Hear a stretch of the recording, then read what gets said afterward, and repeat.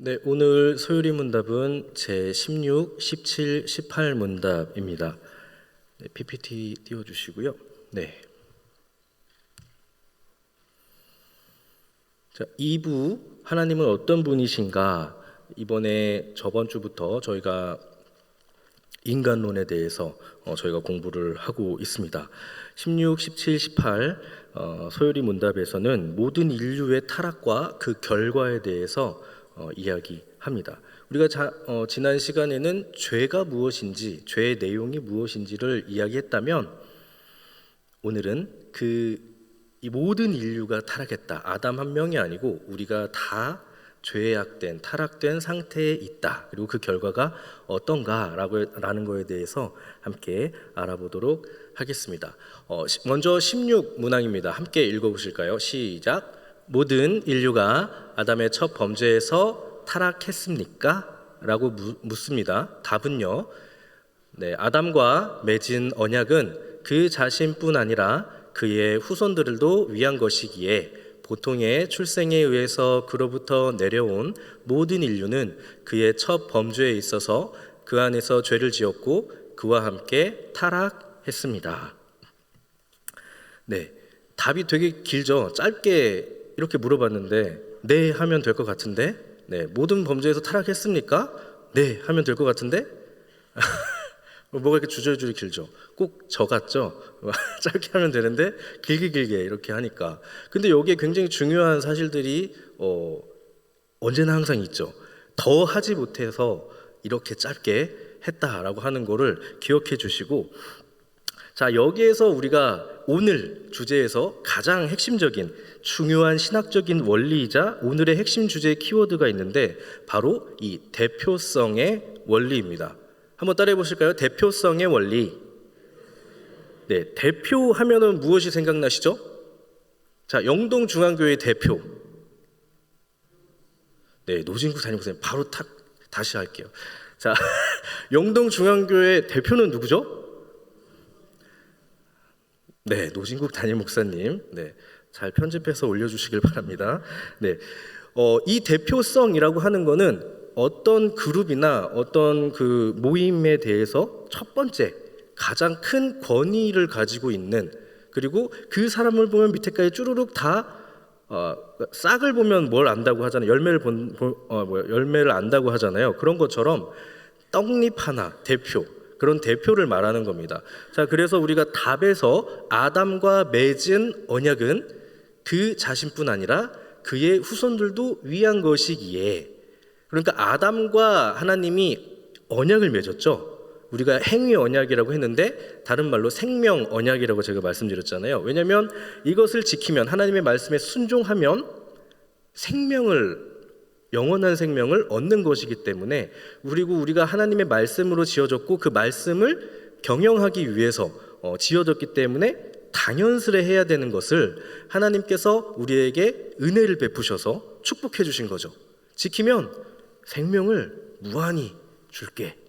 근데 아담이 그것을 실패했죠. 여기에서 중요한 것이 대표성의 원리인데 특정한 한 사람이 모두를 대표하는 것입니다. 간단하게 얘기하면 생명 언약이라고 불리는 이 행위 언약을 아담과 하나님이 맺었는데, 이 언약의 성패가 언약의 당사자인 아담을 포함해서 모두, 그러니까 이 뒤에 나오면은 뭐라고 얘기를 하죠? 자연스럽게 보통의 출생으로 태어난 모든 인간들에게 라고 이렇게 이야기가 되고 있습니다. 그래서 언약의 당사자인 아담을 포함한 모두에게 그 영향력이 있다라고 하는 것입니다. 이 대표성의 원리가 굉장히 중요한 이유는 우리 지금 대한민국에 살고 있죠. 어떤 정책이나 어떤 외교적인 무언가 협상을 할 때 우리가 직접 나가서 하진 않잖아요. 우리를 대표한 입법부가 있고 또 대통령이 있잖아요. 우리가 싫어도 맺으면 우리는 어떻게 되죠? 그 영향력 안에 있는 것, 그런 거와 같다라고 생각을 하시면 좋겠습니다. 자, 그래서 이것을 대표적으로 로마서 5장 12절에서는 이렇게 이야기합니다. 그러므로 한 사람으로 말미암아 죄가 세상에 들어오고 죄로 말미암아 사망이 들어왔나니 이와 같이 모든 사람이 죄를 지었으므로 사망이 모든 사람에게 이르렀느니라. 아멘. 신앙의 기초인 단계에서, 그리고 제가 어렸을 때 이 구절이 굉장히 억울했습니다. 나는 아닌 것 같은데 한 사람 때문에 모두가 피해를 보는 건, 그래서 아버지한테 막 따지기도 했었거든요. 왜 아담은, 네. 그랬더니 아버지가 그러시더라고요. 네가 가서 얘기해보던가. 예, 그랬습니다. 그런데 이것이 한 사람이 모든 사람을 대표한다라고 하는 가장 중요한 성경 구절 중에 하나입니다. 한 사람 이퀄 모든 사람. 아담이 우리에게 있어서 그런 존재라고 하는 것이죠. 대표성의 원리에 대해서 바른 이해가 필요한데요. 왜냐하면 그렇지 않으면 너나 나나 모두가 대표가 된다는 거거든요. 그러니까 이 대표성의 원리, 아담과 맺은 언약이 그 후대에게까지도 맺은 언약이다라고도 이렇게 해석을, 그러니까 번역을 하기도 하거든요. 그렇다 보면 어떻게 되냐면 대표가 한 명이에요. 후대에도 대표가 나올 수 있겠죠. 대표가. 그렇게 하다 보면 어떻게 되냐면요, 너도 나도 대표가 되고 너도 나도 이단이 되게 됩니다. 그러니까 우리는 이것을 어떻게 이해를 해야 되냐면요, 언약의 당사자는 아담이다. 그리고 우리 모두가 언약의 당사자는 아니다. 그렇다면 언약의 결과의 영향력을 우리는 함께 받고 있는 것이다. 그래서 언약의 당사자는 아니지만 언약적인 언약의 후손이다 라고 이렇게 이해를 하시면 되겠습니다. 그러니까 엄마 아빠가 부자면 자녀들도 부자가 되죠. 자연스럽게. 거기서 태어났으니까. 그렇게 생각을 하시면 이해가 편하시겠습니다. 자, 그래서 그것들을 설명하는 것이 바로 그 아담의 대표성, 그 다음에 이루어지는 내용들인데, 제목을 이렇게 지어봤습니다. 아담과 연결된 인류. 그래서 보통의 출생에 의해서라고 하는 이 문장이 아담과 인류는 연결되어 있다라고 이렇게 정의가 됩니다. 보통의 출생에 의해서, 그로부터 내려온 모든 인류는, 그러니까 보통의 출생에 의해서라는 것은 남자와 여자가 관계해서 아이가 생겨서 출산을 했을 경우, 그게 바로 보통의 출생에 의해서죠. 우리는 알고 있습니다. 신약에 가면 이 보통의 출생이 아닌 한 존재가 등장을 하는 것이죠. 그분은 또 한 번의 우리의 대표가 되게 됩니다. 물론 그거는 다음 이야기니까 우리는 여기까지. 네, 그래서 그의 첫 범죄에 있어서 그 안에서 죄를 지었고 그와 함께 타락했습니다. 그와 함께 누구죠? 우리의 부모이자 첫 부모이자 우리의 조상, 우리의 대표가 되는 아담과 하와의 보통의 출생으로부터 나온 모든 인류가 그렇게 죄인이다라고 이렇게 이야기할 수가 있겠습니다. 왜 우리가 이게 가능을 하냐? 왜 우리는 죄를 짓지 않았는데 왜 자꾸 죄가 전가된다고 이야기를 하냐라고 했다면, 바로 이 보통의 출생에 의해서 여기에는 하나님이 하나님 창조하실 때 우리에게 주신 자연적인 법칙, 그 안에 우리가 있다라고 하는 그런 존재다라고 하는 것이 함축되어 있습니다. 하나님께서 인류를 창조하시고 또한 아담과 연결되게 창조하셨기 때문에 우리는 아담과 같은 인간이자 아담의 후손들이라고 이야기하신 것이고, 바로 이것이 하나님의 창조의 법칙이고, 그 창조의 법칙으로 인해서 하나님은 저주를 주시려고 원래 계획하셨던 것이 아니고 생명과 은혜, 그것들을 주시려고 이렇게 만드신 것이죠. 한 명 만들고 두 명 만들고 세 명 만들고 해서 너도 축복, 너도 축복, 너도 축복이 아니고 다이렉트로 한 명 딱 만들어서 쭈루룩 연달아서 그 축복을 이어가고 하나님의 은혜와 사랑을 쭈루룩 이어갈 수 있도록 하나님이 아주 멋있게 만들어 놓으셨는데, 안타깝게도 저주까지 그렇게 연결이 되게 되었죠. 우리에게는 불행이죠. 자, 그래서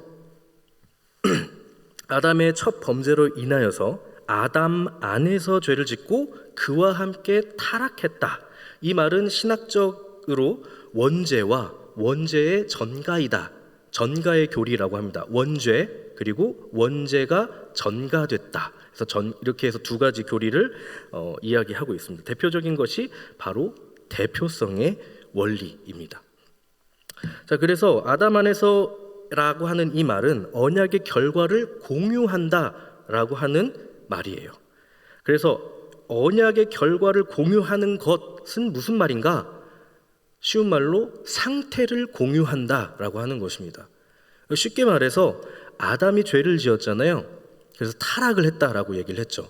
그럼 그 타락이 아담만 머무는 것이 아니고 타락된 그 상태, 아담이 부끄러워서 몸을 가렸죠. 지금도 옷을 벗으면 부끄러울까요? 안 부끄러울까요? 저도 열심히 이렇게 살이 쪘지만 다 입고 나왔잖아요. 그게 공유가 된 그런 상태가 공유가 됐다라고 하는 것이죠.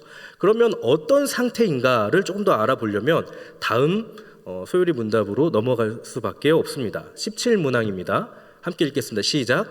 그 타락은 인류를 어떤 상태로 몰고 갔습니까?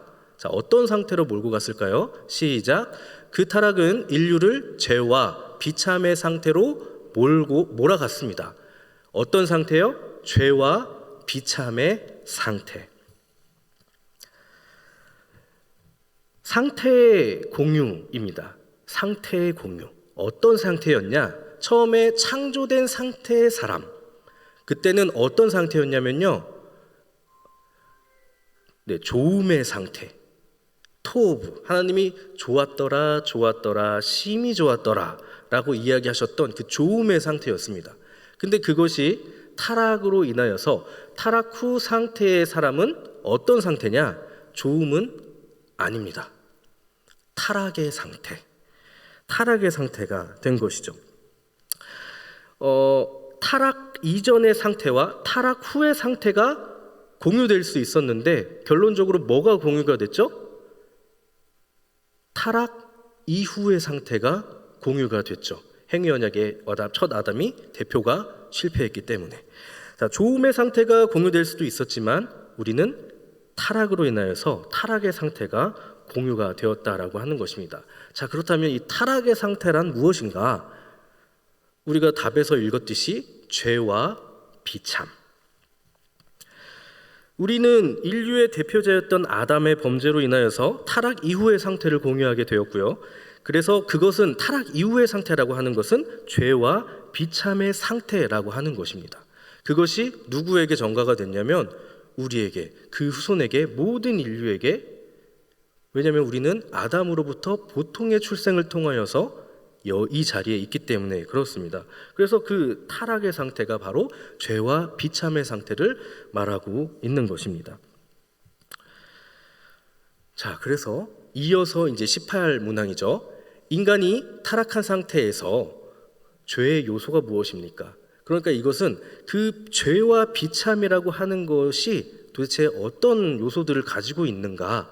그 비참의 상태라는 것이 더 구체적으로 무엇을 말하는가라고 하는 것인데요.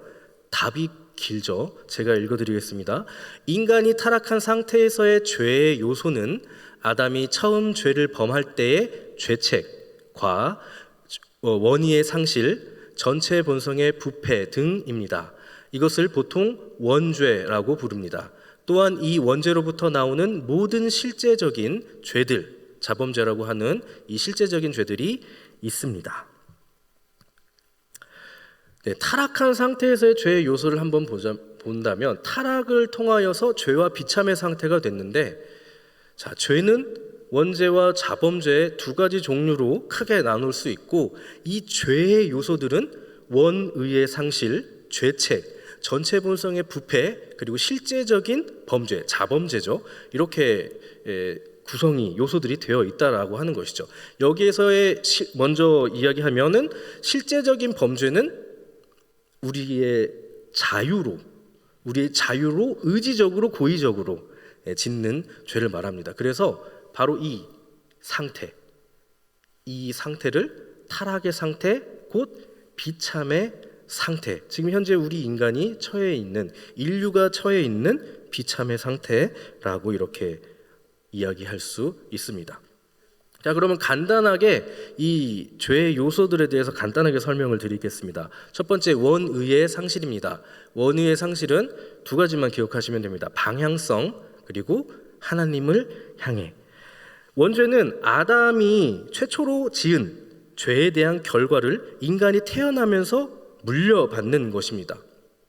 이거 원죄가 아니고 원의의 상실은 방향성인데, 원의의 상실은요, 하나님이 인간을 창조하실 때 본래 의도하셨던 것이 있잖아요. 우리가 하나님의 창조 때 배웠던 것 뭔지 아시죠? 하나님의 말씀에 순종하고 하나님의 말씀을 지켜서 행하는 것, 그래서 경작하고 경영하는 것, 하나님의 말씀대로, 하나님의 말씀으로 창조하신 세상을 그렇게 순종하면서 하는 것. 누구를 위해서? 하나님을 향하여서. 그 방향성이 하나님께 향해 있다라고 하는 것이죠. 방향성을 잃은 것입니다. 그래서 이 타락으로 인해서 그것들을 잃게 되었어요. 인간은 하나님을 향하는 존재로 창조되었지만 그것을 잃었다라고 하는 것입니다. 이것은 하나님이 말하시는 의로움입니다.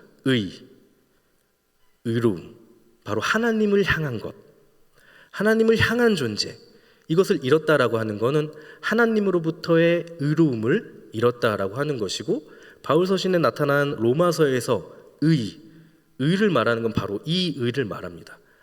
내가 뭔가를 잘해서 그렇게 의롭게 우리가 되는 것이 아니고 하나님을 정말로 향해 있는가?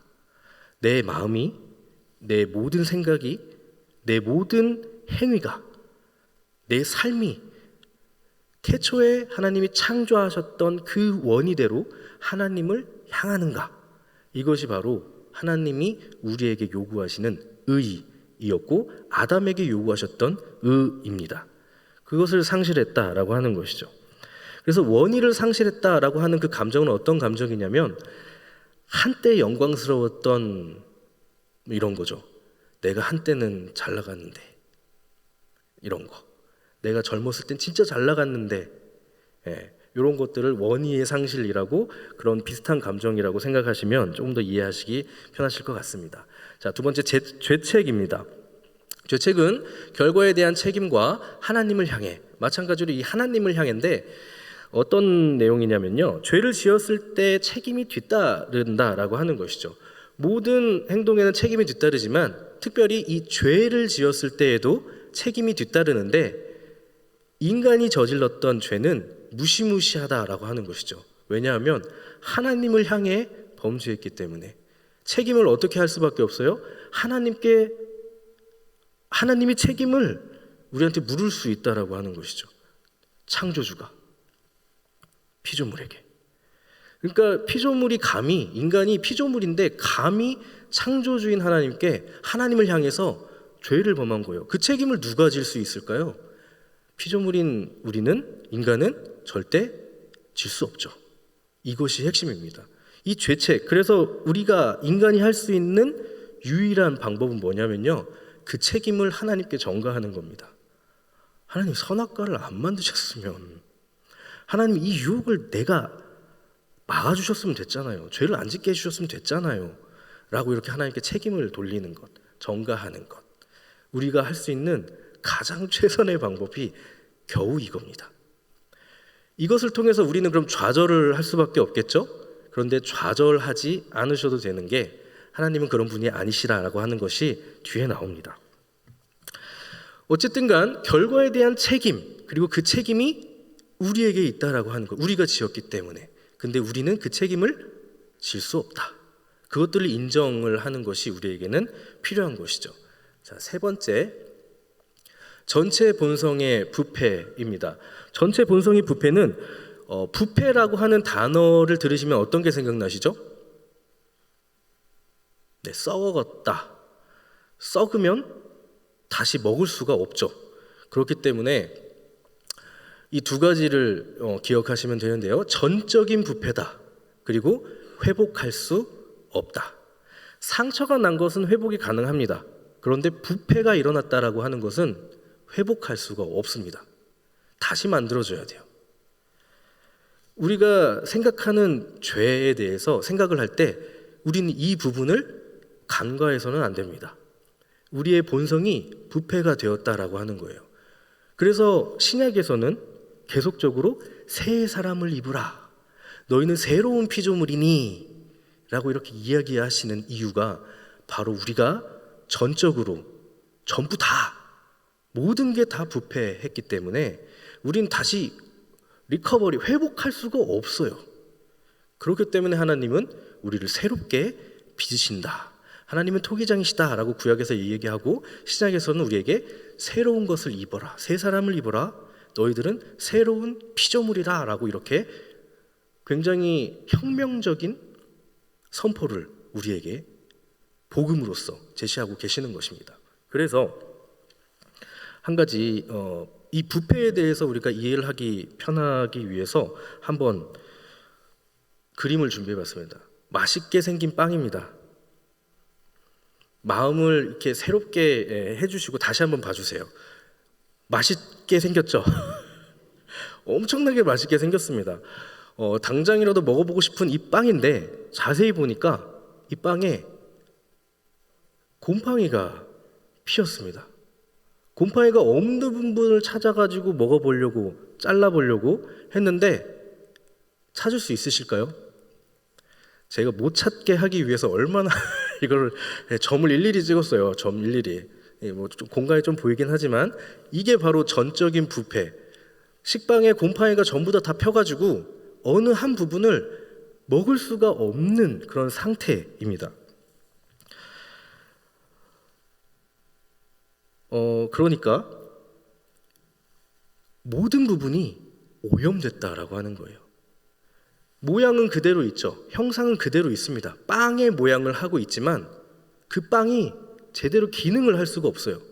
빵이 제대로 기능을 하려면 사람이 그 빵을 먹고 영양분을 섭취를 해서 힘을 낼 수 있게 해야만 빵이 제 기능을 했다라고 봅니다. 사람도 마찬가지입니다.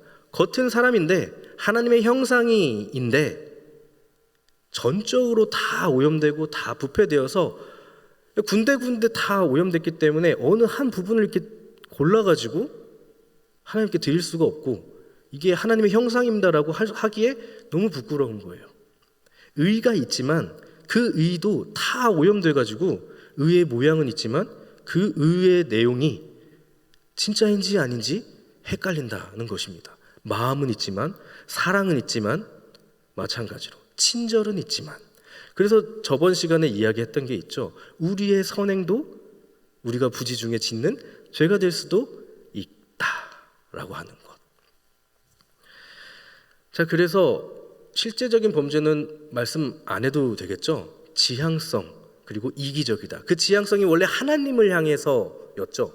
하나님을 향해서라고 하는 것은 하나님의 말씀대로 하나님이 지으신 모든 것들을 보살피고 뭐 이렇게 해야 되는 건데 그 지향성이 나에게만 집중이 됩니다. 그래서 실제적인 범죄들의 대부분이 나 때문에, 내가 갖고 싶어서, 내가 화나서, 내가 미워서 그렇게 해서 저지르는 죄들이 많다라고 하는 것이죠. 그래서 이기적인 것, 이기적인 반대말이 뭐 이타적인데 그거랑 뭐 별개로 일단 이기적인 이 방향성이 다른 데로 갈 곳이 없잖아요. 하나님의 가야 될 방향성을 잃었기 때문에 그것이 가장 하나님의 형상을 닮은 나에게로만 초점을 맞춰지게 되는 것이죠. 그런데 나에게 초점을 맞췄는데 내가 하나님의 형상이긴 하지만 아까 전적인 부패가 됐다 그랬잖아요. 그렇기 때문에 우리는 올바른 지향성을 할 수 없다라고 하는 것이죠. 우리가 생각하는 마음의 저울은 이렇습니다. 이쪽은 선, 이쪽은 죄입니다. 그래서 우리는 이 둘 중에 하나를 선택할 수 있다고 믿습니다. 생각합니다. 그런데 과연 그럴까? 아니죠. 전적인 부패, 전적인 타락으로 인하여서 우리는 한쪽으로 마음이 기울어져 있는 상태이라고 하는 것을 우리는 다시 한번 깨닫고 알아야 합니다. 그렇기 때문에 우리는 우리를 구원할 수 없습니다. 우리가 책임질 수도 없습니다. 그런 상태가 하나님을 떠난 인간, 하나님의 창조, 하나님의 사역이었을 때는 굉장히 좋았는데 하나님을 떠난 인간론은 어둠, 슬픔, 우울 그 자체인 것들을 우리가 볼 수 있습니다. 이런 상태도 참으로 비참한데 진짜 비참함은 무엇이냐면요, 이런 것들로 인하여서 선하신 하나님의 좋은 의도를 의심하여 나의 마음대로 여전히 비참한 상태에 거하는 것, 지속하게 계속적으로 거하는 것이 우리의 참된 비참의 모습입니다. 사랑하는 우리 영동중앙교회 성도 여러분들은 그러지 않기를 주님의 이름으로 축복드립니다. 이런 소망이 없는 것이 인간이다 라고 소요리 문답은 우리에게 이야기하는 것 같습니다. 앞서 얘기했듯이 이 죄에 대한 책임은 우리가 질 수가 없습니다. 대표성의 원리에서도 살폈듯이 우리는 대표가 될 수가 없기 때문에 그렇습니다. 왜냐하면 보통의 출생으로 우린 출생을 했습니다. 혹시 엄마 아빠 없이 출생하신 분 계시나요? 혹시 성령님이 마리아 혹시 계시면 없잖아요. 우리는 이렇게 보통의 출생으로 다 출생한 사람들입니다. 그렇기 때문에 인류의 대표 아담의 원죄를 파기할 수 있는 대표가 나올 수가 없다라고 하는 것이죠. 그래서 우리는 여전히 그 아담이 타락한 언약이 파기된 생명 언약의 영향을 받지 못하는 그 영향을 공유하고 있는 상태입니다. 자, 그러나 선하시고 신실하신 하나님께서는 이대로 두지 않으시고 이 죄와 비참의 상태의 인류에게 삶을, 생명을 선언하시는데요, 바로 이 고린도전서 15장 21절에서 22절의 내용입니다. 함께 큰 소리로 한번 읽어보겠습니다. 시작. 사망이 한 사람으로 말미암았으니 죽은 자의 부활도 한 사람으로 말미암는도다.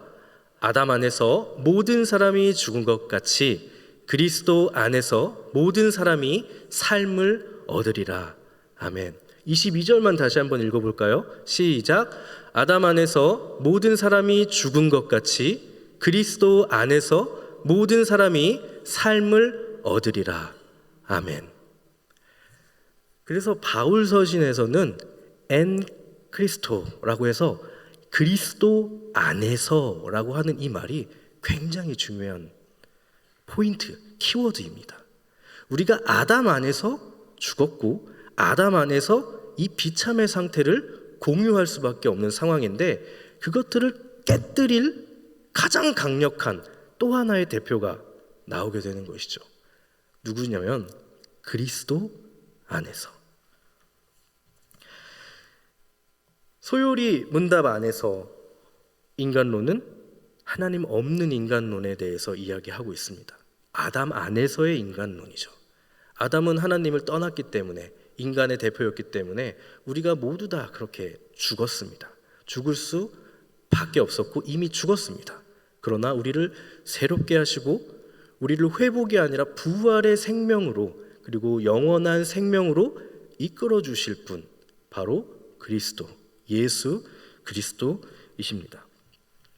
아담 안에서 그리스도 안으로, 이 방향성의 전환이 우리의 유일한 생명의 길이심을 믿으시기를 바랍니다.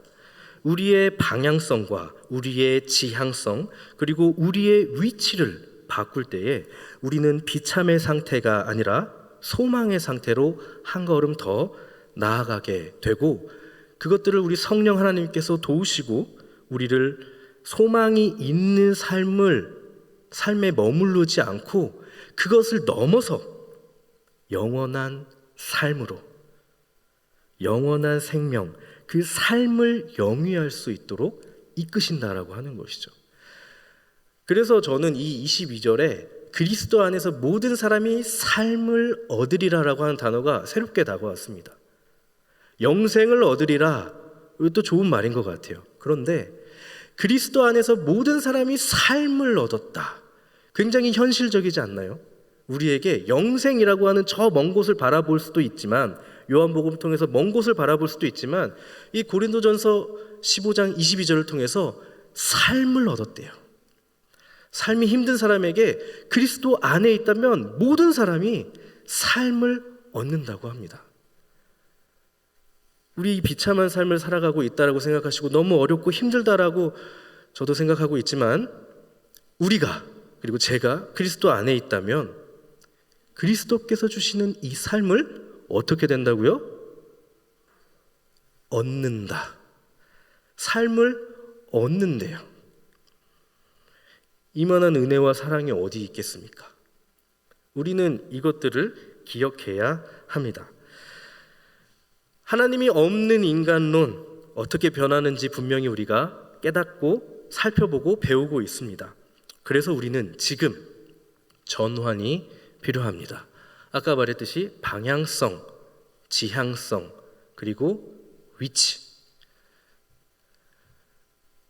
함께 크게 읽어보겠습니다. 하나님의 선하심을 기억하라. 하나님의 선하심을 믿어라. 하나님의 선하심을 의지하라. 지난번 시간에 했던 내용인데 우리가 다시 한번 이것들을 새기기 위해서 다시 한번 가지고 왔습니다. 기억하고 믿고 의지하는 것, 이것을 우리가 더욱더 단단히 할 때 우리의 방향성과 우리의 지향성 그리고 우리의 위치가 전환될 것입니다. 우리가 위치가 전환되려면 하나님의 선하심을 기억해야 하고 하나님의 선하심을 믿어야 하고 하나님의 선하심을 붙잡고 의지해야만 우리의 방향성이 하나님을 향해서, 우리의 지향성이 예수 그리스도를 향해서, 우리의 위치가 성령 안에, 이 삼위일체 하나님의 도움을 받아서 우리가 소망을 넘어 삶을 영위하는 그곳까지 우리는 하나님이 이끌어 가실 것입니다. 그렇게 되실 줄을 주님의 이름으로 축원드립니다. 하나님은 선하시고 신실하신 분이시라는 사실을 우리가 잊지 말고 하루하루 살아가시는 영동중앙교회의 귀하신 주님의 백성들, 성도님들 되시기를 다시 한번 주님의 이름으로 축복합니다.